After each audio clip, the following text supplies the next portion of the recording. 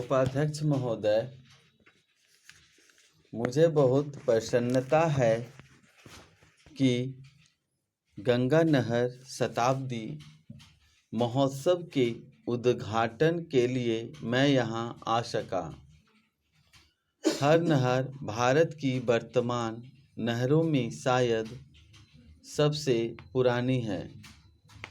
इस नहर से इस क्षेत्र के लोगों को जो अनेक लाभ पहुँचे हैं और अनाज तथा बिजली के उत्पादन से यहाँ जिस संपन्नता के युग का आरंभ हुआ है, उसके कारण नदियों की उपयोगिता में जनसाधारण का परंपरागत विश्वास और भी दृढ़ हुआ है।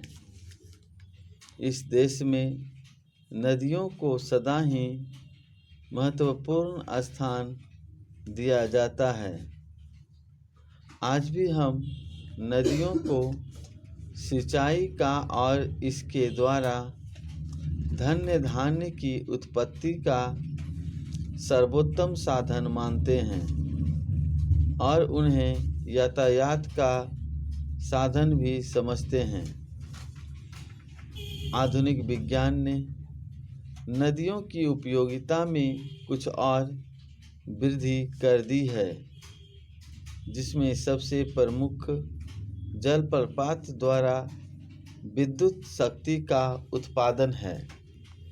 हमारे देश में नदियों का जाल बिछा हुआ है। मैं समझता हूँ कि सिंचाई की दृष्टि से संसार में भारत का स्थान दूसरा है। केवल एक देश ही हमसे आगे बढ़ा है। भारत की जनता के लिए यह बात महत्वपूर्ण है कि नहरों की इस श्रृंखला का श्री गणेश इस देश में गंगा की नहर से हुआ।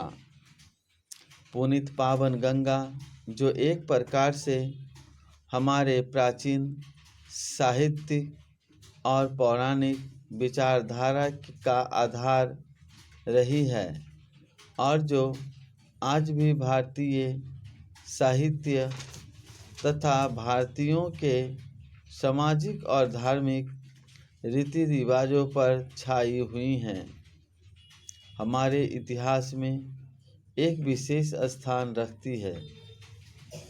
अब से हजारों वर्ष पूर्व भी यहाँ के लोग गंगा को पावनता का स्रोत और वरदान दात्री मानते थे।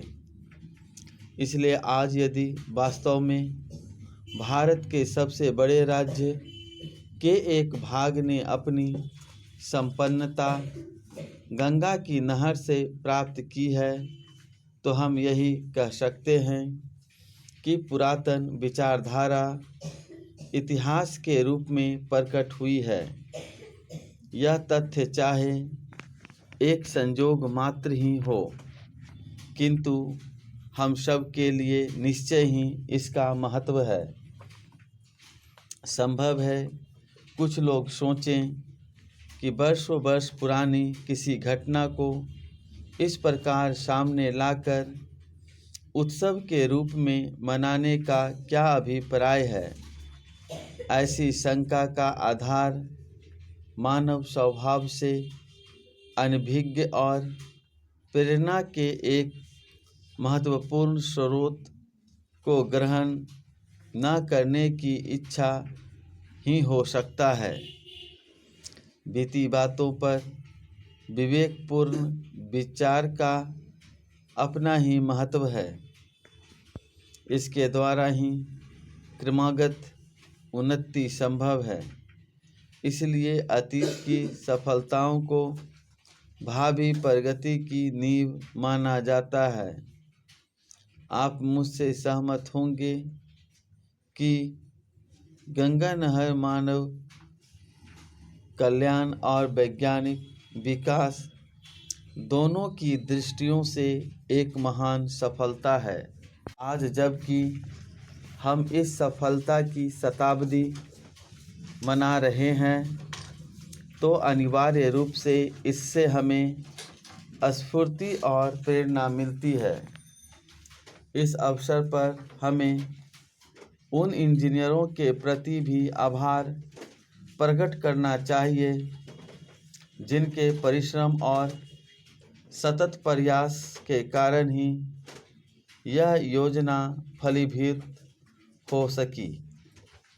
आज हमें कर्नल कोटले और उनके साथी विदेशी महानुभावों का स्मरण होता है जिन्होंने निजी प्रयत्नों से इस कठिन कार्य को संपन्न किया।